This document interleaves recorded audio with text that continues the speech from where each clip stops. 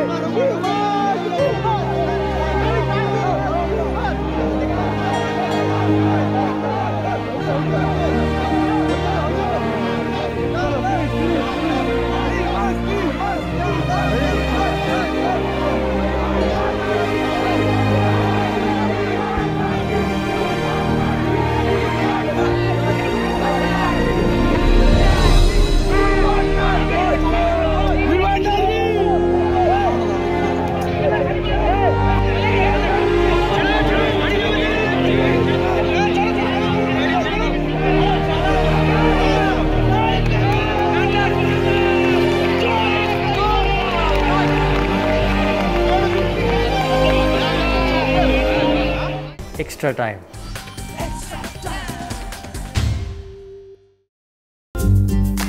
Latest news আর exclusive ভিডিওর সঙ্গে আপডেট থাকতে এখনই সাবস্ক্রাইব করুন আমাদের ইউটিউব চ্যানেল। বেল আইকনে ক্লিক করতে ভুলবেন না যেন।